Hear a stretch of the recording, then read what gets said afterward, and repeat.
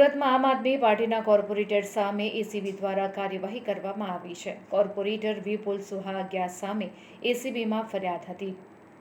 પૂણા વિસ્તારમાં પાર્કિંગ બાબતે પૈસાની માંગણી કરવામાં આવી હતી। આ ફરિયાદના આધારે કોર્પોરેટર વિપુલ સુહાગિયાની ધરપકડ કરવામાં આવી છે।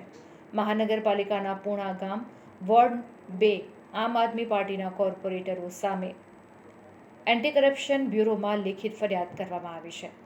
આ ફરિયાદમાં જણાવવામાં આવ્યું છે કે તેઓએ પે એન્ડ પાર્ક કોન્ટ્રાક્ટર પાસે 10 લાખ રૂપિયાની લાંચ માંગી છે।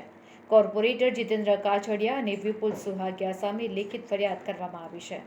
ફક્ત એટલું જ નહીં, પે એન્ડ પાર્કના કોન્ટ્રાક્ટરે સીસીટીવી ફૂટેજ અને ઓડિયો રેકોર્ડિંગ સહિતના પુરાવા એસીબીને સુપ્રત કર્યા હતા। પાલિકાના પે એન્ડ પાર્કના કોન્ટ્રાક્ટર છે।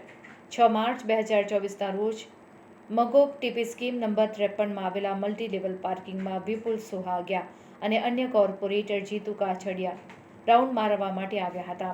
બંને કોર્પોરેટરોએ પાર્કિંગના જ મકાનમાં પાલિકા શાકભાજી માર્કેટના ઓટલા બનાવ્યા હોય અને ત્યાંના લોકો દ્વારા રસોડાનો સામાન મૂકવામાં આવ્યો હોય તેનો ફોટો ખેંચી લીધો હતો।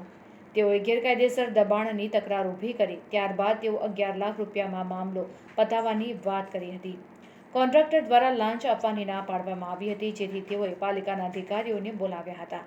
અધિકારીની મધ્યસ્થતા બાદ 10 લાખ રૂપિયા નક્કી કરાયા હતા અને કોન્ટ્રાક્ટર પાસે અધિકારીએ માફી પત્ર પણ લખાવ્યા હતા। પેમેન્ટ 5 દિવસની અંદર કરવા માટે કહેવામાં આવ્યું હતું।